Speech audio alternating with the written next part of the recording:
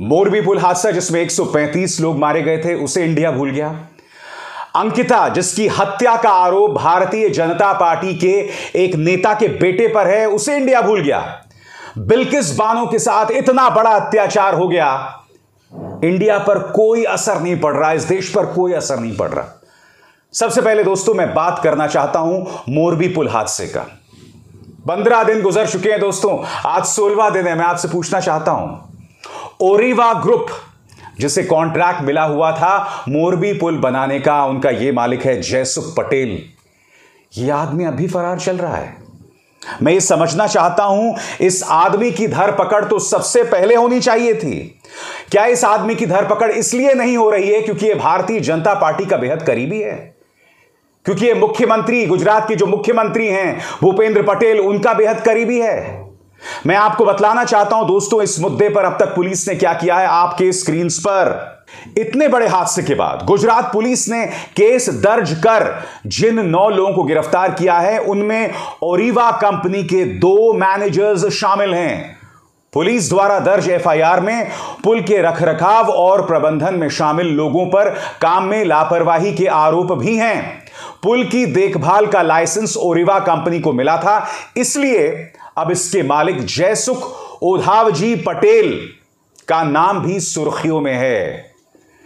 मगर क्या पुलिस की एफआईआर में इस शख्स का नाम है? यह शख्स फरार कैसे चल रहा है मैं समझना चाहता हूं। पुलिस तो बहुत काबिल है ना गुजरात की, अब तक आप इसे गिरफ्तार क्यों नहीं कर पाए हैं? या कहीं यह मकसद तो नहीं है कि गुजरात चुनावों के बाद आप कोई एक्शन लेना चाहते हैं? क्योंकि अगर जयसुख पटेल की गिरफ्तारी इस वक्त हो जाती है गुजरात चुनावों से पहले तो भारतीय जनता पार्टी की नाक कट सकती है। क्या इसलिए आप इस मामले को टाल रहे हैं? और अगर आप ऐसा कर रहे हैं तो आपको शर्म नहीं आती? मैं आपको बतलाना चाहूंगा दोस्तों, ये जो जयसुख पटेल हैं, ओरिवा ग्रुप जुड़ा हुआ है किसके साथ? मैं आपको बताना चाहता हूं, ओरिवा ग्रुप जुड़ा हुआ है अजंता वॉल क्लॉक्स के साथ। अजंता वॉल क्लॉक्स जो कि भारतीय जनता पार्टी के बेहद करीबी। आपको क्या लगता है ऐसे में जयसुख पटेल पर कोई एक्शन हो सकता है? गुजरात चुनावों से पहले कोई एक्शन हो सकता है? कौन है जयसुख पटेल? आप जानना चाहेंगे, मैं आपको बतलाता हूं। मोरबी ब्रिज का संचालन कर रही ओरिवा कंपनी के मालिक जयसुख पटेल हैं। उनके पिता ओधावजी पटेल को भारत में दीवार घड़ियों का जनक माना जाता है, यानी कि जो दीवार पर घड़ियां लगी रहती हैं। उन्होंने साल 1971 में अपने 3 हिस्सेदारों के साथ ओरिवा कंपनी की शुरुआत की थी। उस दौर में 1 लाख रुपए की लागत से स्थापित ओरिवा ग्रुप बाजार में उतरी थी।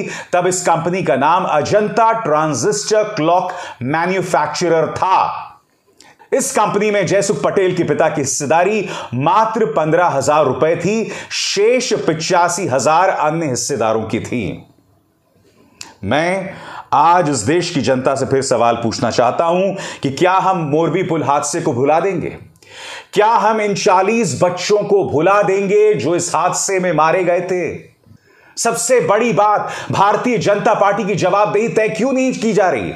सबसे बड़ी बात, प्रधानमंत्री नरेंद्र मोदी यहां पर 48 घंटे बाद क्यों पहुंचे मोरबी पुल हादसे में? उनके आने से पहले इस तरह से रंग रोगन क्यों किया जा रहा था अस्पताल का जहां घायल भर्ती थे? इस तरह से मीडिया का यह चेहरा आखिर क्यों मृत लोगों पर दोष मढ़ रहा था? मैं नहीं बोला हूं, एबीपी न्यूज पर वो क्लिप मैंने देखी थी, ये वो क्लिप थी जिसमें एक महिला घायल थी और वो महिला बता रही थी कि प्रधानमंत्री मुझसे मिलने आए, मुझे कोई असर नहीं पड़ रहा है। वो नाराज थी व्यवस्था से, वो नाराज थी प्रधानमंत्री से, मगर एबीपी न्यूज की वो पापा की परी, उसने उसके चेहरे से माइक हटा दिया। यह हाल तो है हमारा मीडिया का। मजलूमों की आवाज नहीं सुनते और मृतकों पर ही दोष मढ़ते हैं। सलाम है इस मीडिया को और सलाम है इस देश को दोस्तों। और इस देश को इसलिए भी सलाम करना चाहता हूं क्योंकि आपके सामने यह मामला भी आया था, आपके स्क्रीन पर यह पुलकित आर्या। इस पर आरोप है कि उसने अपने होटल में, अपने रिजॉर्ट में काम करने वाली अंकिता पर जिस्म फरोशी का दबाव बनाया। एक बहुत ही हाई प्रोफाइल व्यक्ति आने वाला था, अंकिता को लगातार परेशान किया गया और उसके बाद अंकिता की लाश मिलती है। पुलकित आर्या पर आरोप है कि उसने अंकिता को मौत के घाट उतार दिया। अंकिता के परिवार से मिलने कोई भी बीजेपी का नेता नहीं गया दोस्तों, बल्कि दूसरी अंकिता जिसका हत्यारा शाहरुख था, उससे मिलने के लिए गोड्डा का वो सांसद चला गया था, निशिकांत दुबे, कपिल मिश्रा चला गया था। ये तमाम लोग गए थे दोस्तों, रिंकिया के पापा भी गए थे, मगर इस अंकिता के परिवार से मिलने कोई नहीं गया। और इस खबर को हम सब भूल गए दोस्तों, इस समाज पूरी तरह से भूल गया अंकिता को। अब एक और मामला सामने उभर कर आया दोस्तों, मामला श्रद्धा का है। आप जानते हैं उसके लिव इन पार्टनर जिसका नाम आफ्ताब पूनावाला है, उसने उसके 35 टुकड़े करके उसे मौत के घाट उतार दिया। कितना बीमार, कितना बड़ा राक्षस होगा यह आदमी। मैं आज इस समाज से पूछना चाहता हूं कि क्या कुछ दिनों बाद हम श्रद्धा को भी भूल जाएंगे? कितना बड़ा गुनाह, कितनी वीभत्स घटना को अंजाम दिया आफ्ताब ने। क्या हम श्रद्धा को भी भूल जाएंगे? जिस बेरहमी से उसने श्रद्धा को मौत के घाट उतारा है, वो श्रद्धा जो कि उसकी लिव इन पार्टनर थी। बार बार चाहे श्रद्धा हो चाहे अंकिता हो, वो इस समाज को चेहरा दिखा रहे हैं, आईना दिखा रहे हैं। वो बता रहे हैं कि हम कितने बदनुमा हो चुके हैं अंदर से, कितने शर्म की बात है। और इसी तरह से बिल्किस के साथ लगातार अत्याचार हो रहा है दोस्तों। उसके 11 गुनाहगारों को रिहा कर दिया गया है। गोधरा के इस विधायक जिसने कहा था कि जो गुनाहगार हैं उनका कोई दोष नहीं है क्योंकि ब्राह्मण संस्कारी होते हैं, सीके राहुल जी, इसे फिर से टिकट मिल गया है। इस तरह से भारतीय जनता पार्टी अत्याचार की शिकार महिलाओं के साथ बर्ताव करती है। बीजेपी को लगता है कि बिल्किस के साथ गुनाह के बाद गुनाह करने से, उसके साथ अत्याचार के बाद अत्याचार करने से उन्हें वोट्स मिल जाएंगे। और बात यहां नहीं रुकी, आपकी स्क्रीन पर यह है पायल कुकरानी। पायल कुकरानी जो है, नरोदा पाटिया में जो नरसंहार हुआ था जिसमें 97 लोग मारे गए थे, 97। पायल कुकरानी उस गुनहगार, आरोपी नहीं, गुनहगार की बेटी है, मुकेश कुकरानी की बेटी है। पायल कुकरानी नरोदा पाटिया से चुनाव लड़ेंगी। मानो भारतीय जनता पार्टी जो है बार बार ठेंगा दिखा रही है इस समाज को दोस्तों, बार बार ठेंगा दिखा रही है। ये वो बीजेपी है जो बलात्कारी और हत्यारे राम रहीम को पैरोल पर रिहा कर देती है क्योंकि आदमपुर में चुनाव होने वाले होते हैं। ये वो भारतीय जनता पार्टी है जो जम्मू के कठुआ में एक 8 साल की मासूम के साथ दुष्कर्म और फिर उसकी हत्या हो जाती है, और जिन लोगों ने इस गुनाह को अंजाम दिया होता है उनके ये 2 मंत्री उनके पक्ष में रैली निकालते हैं। कुलदीप सिंह सेंगर के पक्ष में कितनी देर तक भारतीय जनता पार्टी खड़ी दिखाई दी, आप भी ये जानते हैं।